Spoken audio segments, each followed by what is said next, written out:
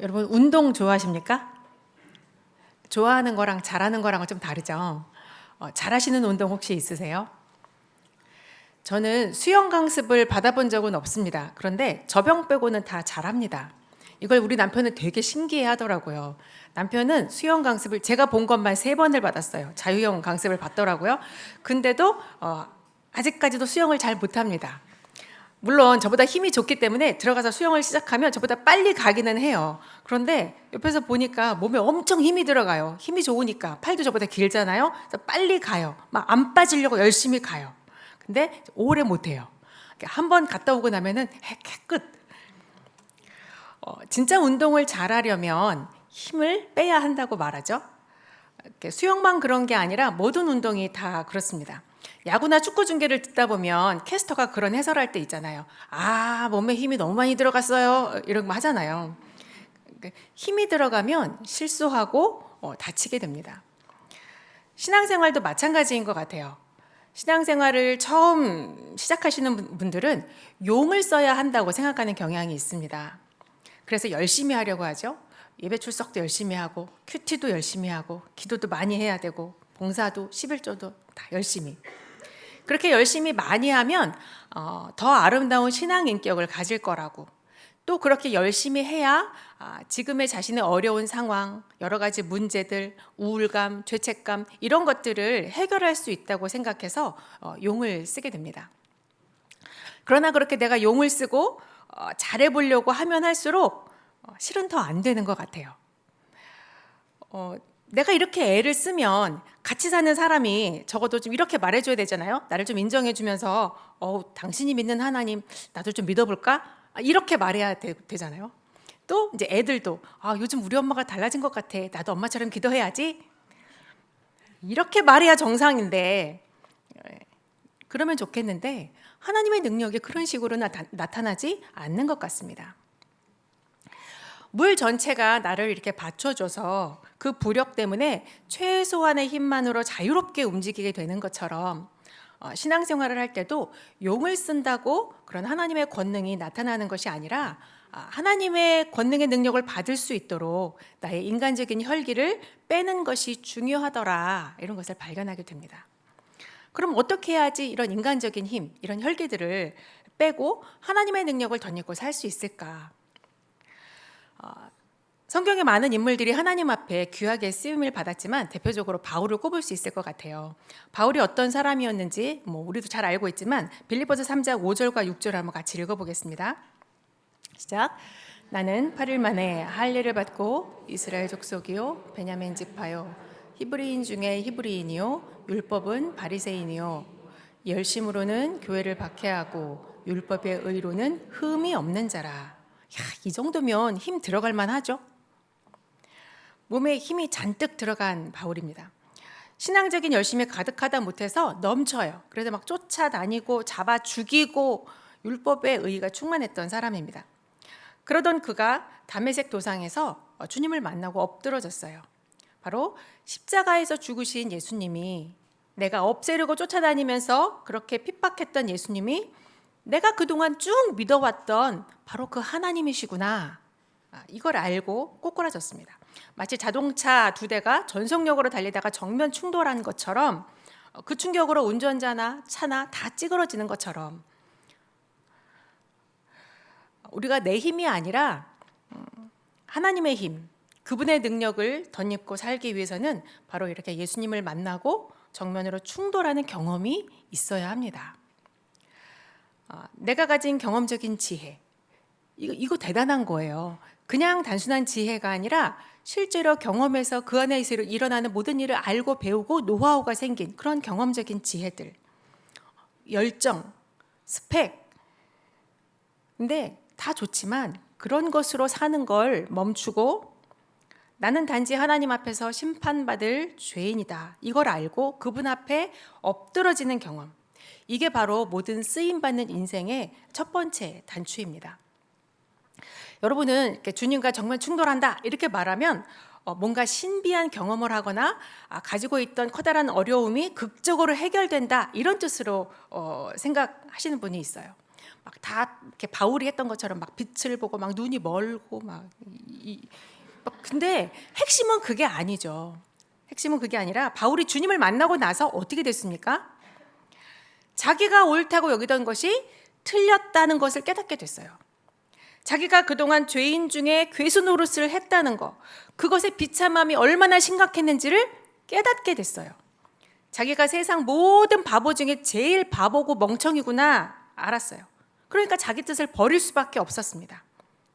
주님을 만난다 이렇게 말하는 건 어떤 신비한 체험을 했다거나 어떤 문제가 해결되었다는 의미가 아니라 어쩌면 이런 것을 깨닫게 되었다 이런 말에 가깝습니다. 죄의 비참함과 그것을 해결하신 하나님의 은혜에 관해서 제가 자주 사용하는 예화가 있습니다. 아마 여기서 여러 번 이렇게 들어보신 분도 계실 거예요. 우리나라의 인터넷이 이렇게 처음 보급되기 시작하던 초기에 한 사무실에 도둑이 들었어요. 그래서 서랍에 있던 현금 10만 원과 컴퓨터 데스크탑을 도둑 맞았습니다. 근데 도둑 맞은 사람은 사색이 됐어요.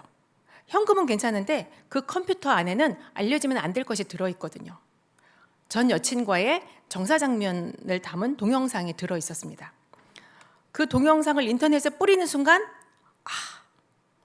근데 이 사람은 결혼한 지 갓 1년도 채 안 된 신혼이었거든요. 물론 다른 여자랑 결혼했어요. 자, 그 도둑 맞은 사건 이후로 이 사람은 어떻게 살았을까요? 물론 경찰에 신고했겠죠. 근데 경찰의 답이 동영상이 유포되는 것을 원초적으로 막을 방법이 없다는 거예요.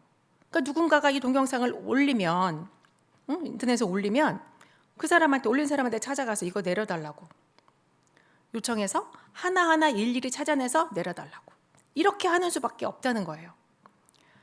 잠을 잘 수도 없고 일을 한다고 출근해서 일이 손에 잡히지도 않고 밥을 먹어도 맛도 모르겠고 살아도 사는 게 아닙니다. 온통 신경이 거기에 가 있어요.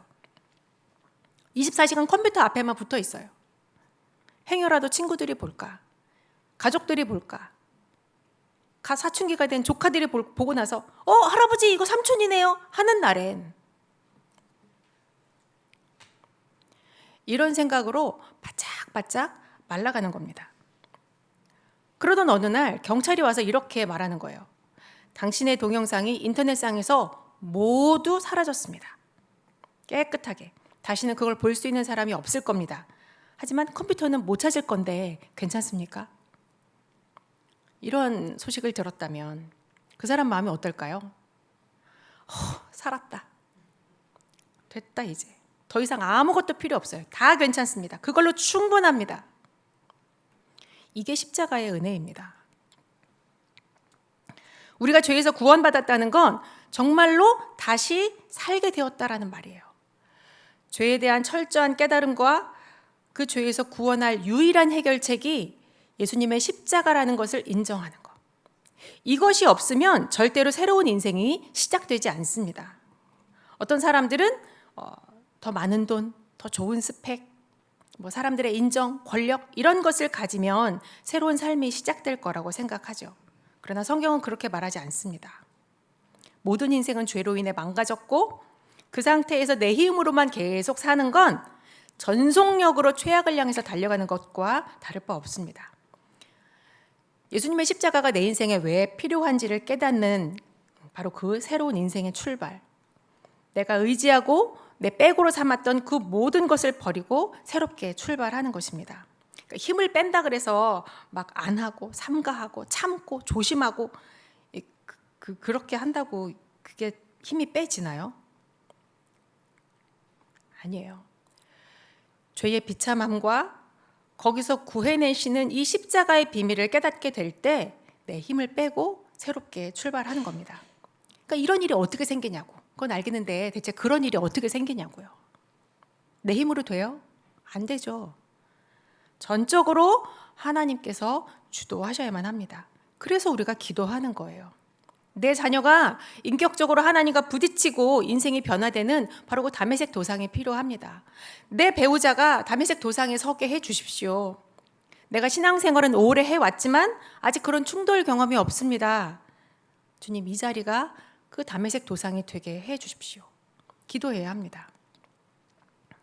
자, 바울은 이걸 깨닫고 난 후에 완전히 다른 사람이 되었습니다. 얼마나 달라졌냐 하면 자기 스펙을 자랑하지 않게 됐어요. 대신에 십자가만 자랑하는 사람이 되었습니다. 자, 오늘 본문 읽은 고린도전서 2장 1절에 이렇게 시작을 해요. 형제들아, 내가 너희에게 나아가 하나님의 증거를 전할 때에, 그래서 하나님의 증거라는 거에, 그 하나님의 증거라는 말은 어떤 사본에는 마르투리온이라는 증거라는 말로 번역됐고, 또 어떤 사본에는 미스테리온, 비밀이라는 뜻으로 이제 번역된 사본도 있습니다. 사실은 문맥상으로는 여기서 하나님의 비밀이라고 하는 것이 좀 더 적절합니다. 왜냐하면요, 자, 하나님의 비밀, 하나님의 신비. 자, 왜 신비냐? 여러분 들어보세요. 십자가에 못 박힌 그리스도. 십자가에 못 박힌 그리스도. 우리는 아무렇지도 않죠. 자주 들었으니까. 근데요, 이 말이 유대인들에게는 어떻게 들리느냐 하면, 십자가? 그 저주받는 건데, 십자가에 매달리면 그거는 저주받은 거라, 그건 하나님이면 안 되는데. 그러니까 유대인에게는 그 십자가는 거리끼는 거예요. 그럼 헬라인이 들으면 어떤가요? 십자가에 못 박힌 그리스도? 아우, 왜 그렇게 야만적인 방법으로 구원을 해? 얼마나 더 합리적이고 아름다운 방법 많은데, 하나님인데 왜 그걸 그렇게 야만스럽게? 모순투성이인 거예요. 그런데 그 모순투성이 같은 그 십자가가 사람을 살리는 거죠. 그것이 미스테리라는 거예요. 그것이 우리가 상상할 수 없는 하나님의 구원의 신비입니다. 자, 그 다음에 1절 계속 볼게요. 하나님의 증거를 전할 때에 말과 지혜의 아름다운 것으로 아니하였나니, 이렇게 말합니다. 말과 지혜의 아름다운 것을 아니했다. 자, 바울 당시에는 말과 지혜의 아름다움이 있으면 출세해요. 성공했어요. 그래서 수사학, 웅변 이런 거 잘하면 당대에 가장 인기 있고 명망 있는 사람이었습니다. 그러니까 이걸 요즘 말로 하면 어떤 것이 될까요? 요즘 말로 바꾸면 학벌 좋고 가문도 좋고 재능도 있고 인성까지 좋아. 그런 사람이 예수 믿고 전도한다면 다들 귀 기울일만 하죠. 그러나 그런 걸로 전하지 않겠다라고 말하는 거예요. 내가 하나님의 신비로운 구원의 은혜를 전할 때 말과 지혜의 아름다운 것, 나의 성공담 그런 거 앞세우지 않겠다. 왜? 본말이 뒤집히면 안 되니까. 중요한 건 나의 탁월함을 내세우기 위함이 아니니까. 그리고 2절에도 말합니다. 내가 너희 중에서 예수 그리스도와 그가 십자가에 못 박히신 것 외에는 아무것도 알지 아니하기로 작정하였음이라. 이 말은 바울이 십자가 외에는 세상이 어떻게 돌아가는지 난 신경 안 쓸 거야. 성경만 들여다보고 이 세상에 뭐 어떤 일 때문에 사고와 사건이 터지는지 내가 상관할 바 아니야. 이런 태도를 견지했다는 게 아니에요. 삶의 우선순위를 얘기하는 겁니다. 내 삶의 최우선순위는 예수님의 십자가뿐이라는 거예요. 공부하고 지식을 쌓고 사람들에게 인정받고 관직을 얻고 하는 모든 것들이 다 그 자체가 목적이어서가 아니라 내 삶의 1번인 예수의 십자가를 위해서 한다는 겁니다. 이걸 우리한테 우리말로 하면 우리식으로 엄마들 주부들에게 적용하면 이렇게 되는 거죠. 가족들을 위해서 애쓰고 시댁을 위해 돈 쓰고 뭐 섬기고 수고하고 그렇게 하는 모든 것들이 나 수고하는 거 알아달라고 하는 게 아니라 내 삶의 1번인 예수의 십자가를 위해서 한다는 거예요. 예수의 십자가 외에는 무엇이든지 그 어떤 것도 1순위에 놓지 않겠다. 나는 그런 거 쳐다보지도 않겠다는 거예요. 왜요? 사람을 살리는 것은 그런 지식이 아닙니다. 당연히 우리의 수고와 희생도 아닙니다. 한 인생을 살리는 것은 하나님의 신비인 그 모순덩어리처럼 보이는 십자가라는 거예요. 한 가정을 회복시키시는 것도 십자가요. 한 사회의 역사를 새롭게 하는 것도 십자가입니다. 예수의 십자가만 그에게 전달되면, 그 십자가만 그 사람 안에 심어지면 그 십자가가 신비로운 생명의 역사를 일으킨다는 것입니다.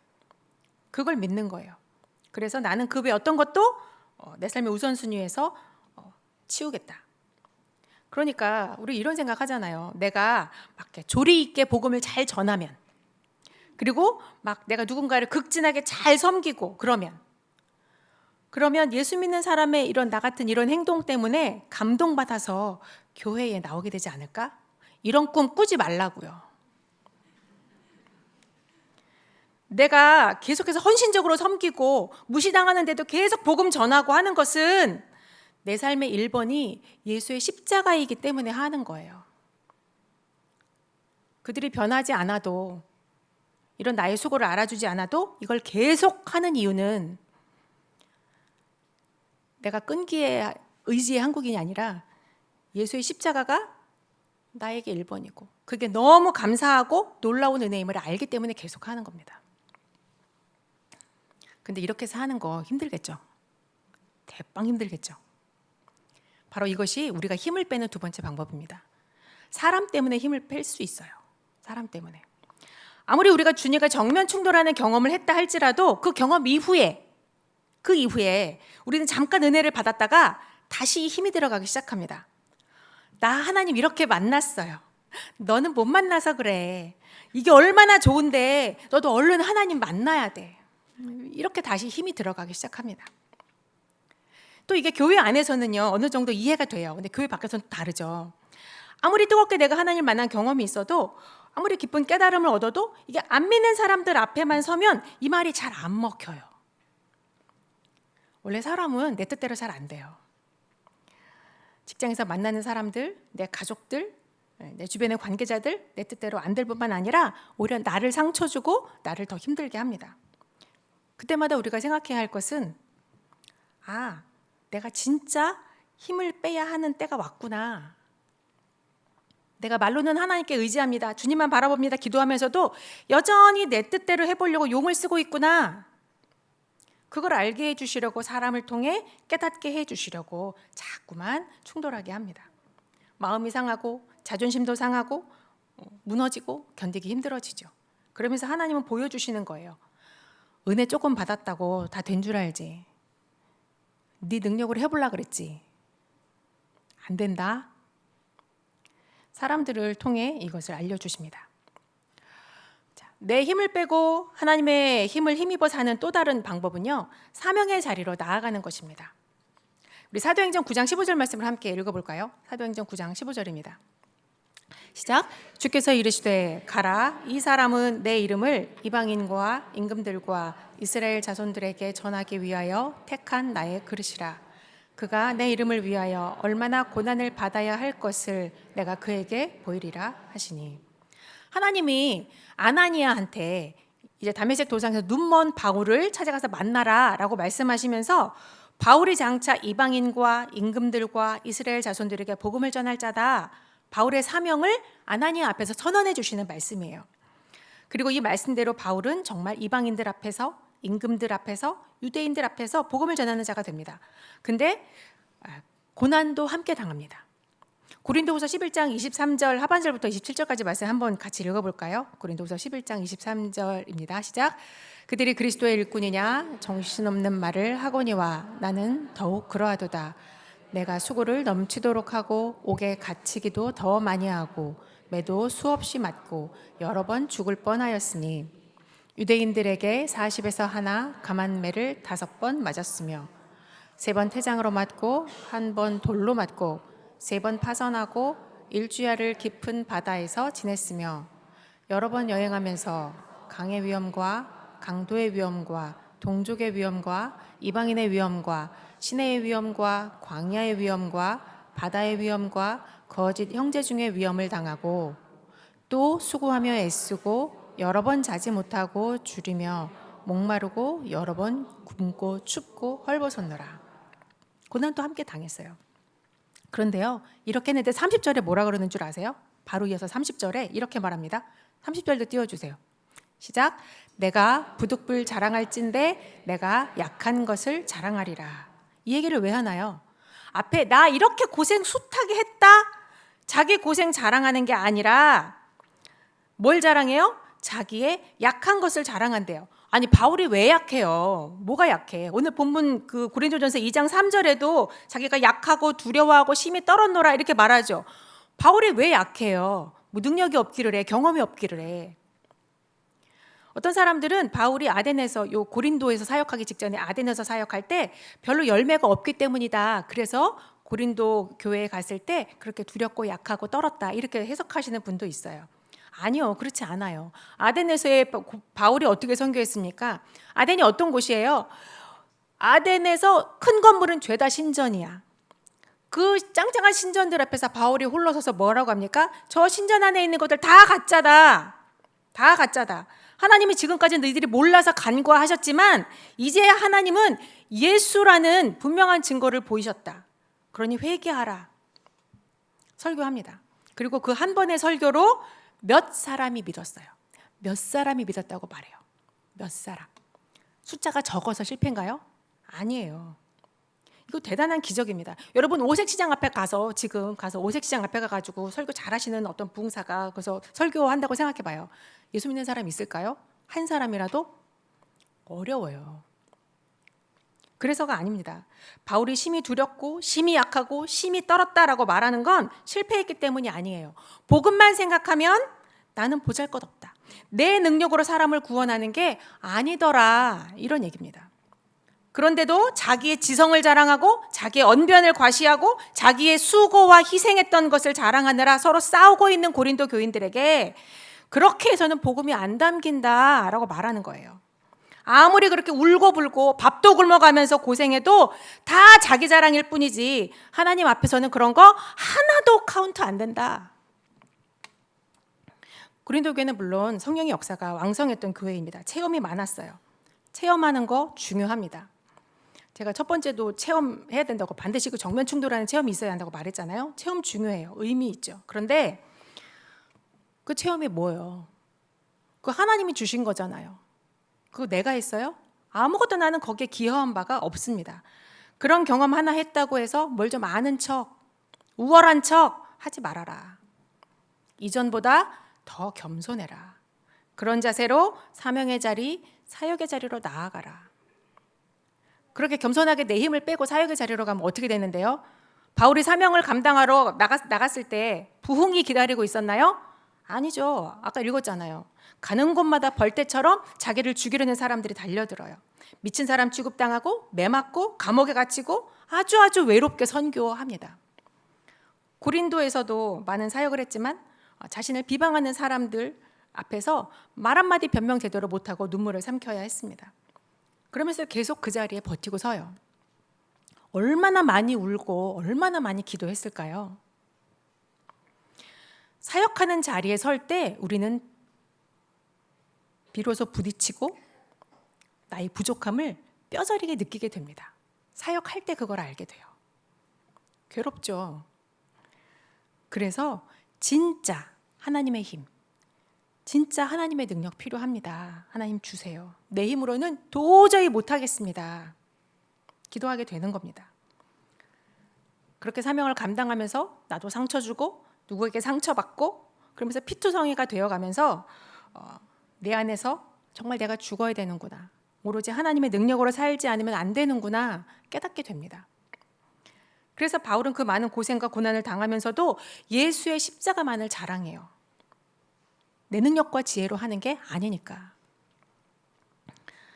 자, 이렇게 인격적으로 예수님을 만나고 사람을 통해서 연단받고 사명을 감당하면서 깎이고 다듬어져서 그렇게 내 힘 다 빼고 살게 되면 그러면 어떻게 될까요? 어떤 삶을 살까요? 제가 아는 목사님 한 분 계신데요. 이분은 고등학교 때 되게 신나게 학교를 다녔어요. 왜냐하면 이분의 형님이 있는데요. 대구에서 아주 유명한 조폭 부두목이었어요. 그러니까 어릴 때부터 학교도 제대로 안 다녔죠. 고등학교 때부터 이미 그 길로 나선 형님이셨어요. 그러니까 뒤에 그 형님의 아우라를 이렇게 딱 업고 학교를 가요. 남고를 다니니까 얼마나 신나겠어요. 아무도 안 건드려. 맨날 학교를 재밌게 신나게 가요. 인기도 많았고 학교가 놀이터였어요. 그리고 자기 형이 늘 자랑거리였죠. 아무도 건드리질 못하니까 신났어요. 그런데 어느 날 이분이 예수님과 정면 충돌했어요. 예수님을 만나고 나니까 이전에는 그렇게 즐겁던 학교가 놀이터였는데 이제는 놀이터가 아니라 사명지가 됐어요. 그리고 친구들이 전도 대상자가 됐어요. 같이 술 먹고 놀던 친구들이 그 친구들에게 만나기만 하면 처음에는 반가워서 인사하지만 만나기만 하면 붙잡고 예수님 얘기해. 교회 가자고 얘기해. 점점 시간이 지날수록 친구들이 자기를 피해요. 그리고 뒷담화해요. 힘들고 불편해지죠. 그러면 그만할까요? 아니면 예전 방법대로 할까요? 자기 형님 아우라를 힘입고서 힘으로? 이 목사님은 고등학교를 졸업할 때까지 계속해서 학교 내에서 전도하셨답니다. 나중에 근데 어른이 돼서 나중에 노회에서 아는 얼굴을 만났대요. 많이 보던 얼굴이야. 고등학교 때 친구야. 근데 그때 전도했던 친구 중에 하나가 목사가 돼서 같은 노회에서 만난 거예요. 그러면서 야, 네 덕분에 내가 그때 예수 믿어서 내가 사람 됐노라고. 야, 고맙다 야. 우리는 사실 이렇게만 모여 살고 자주 모이고 하다 보면 세상에 들어갈 일이 별로 없어요. 소금통 안에만 있으면 부딪힐 일이 별로 없죠. 근데 우리가 사람의 지혜로 안 하고 환영받지 못하는 방법으로 나아가면 사람들에게 거치는 것이 됩니다. 미련하게 보이는 방법으로 나아가면 많이 부딪히고 눈살을 찌푸리게 합니다. 그러나 바로 그때 자기 힘을 빼고 하나님의 힘으로 사명을 감당하면서 살면 물론 외롭고 고난 고생 시작돼요. 그럴 때 반드시 기억할 것은 그 와중에 살아나는 사람이 있다는 거예요. 변화되는 사람들이 있습니다. 하나님의 능력이 나타나는 거예요. 그렇게 변화된 사람들이 또 다른 누군가를 변화시키고 그들의 가정의 분위기가 달라지는 일들이 일어납니다. 세상과 다른 방식으로 사는 거, 하나님의 능력으로 사는 거, 이것은 힘들지만 참 가치 있는 일입니다. 이 일을 통해 교회가 세워지고 또 다른 사람이 예수를 믿고 새로운 삶이 시작된다는 것을 우리가 경험하게 되죠. 바울은 성공이 보장된 길을 버리고 이렇게 십자가를 자랑하는 삶을 선택했습니다. 십자가 듣기만 해도 재수없고 부정타는 얘기였어요. 세상 사람들이 원하고 좋아하는 방식으로 승부하지 않았습니다. 세상 사람들이 혐오하고 듣기 싫어하는 복음으로 살았습니다. 이것이 내 힘을 뺀 사람들이 살아가는 삶의 방식입니다. 그러면 이렇게 사는 사람들은 뭘 바래요? 뭘 바라고 이렇게 살아요? 오늘 본문 고린도전서 2장 4절과 5절 말씀을 한번 읽어볼까요? 내 말과 내 전도함이 설득력 있는 지혜의 말로 하지 아니하고 다만 성령의 나타나심과 능력으로 하여 너희 믿음이 사람의 지혜에 있지 아니하고 다만 하나님의 능력에 있게 하려 하였노라.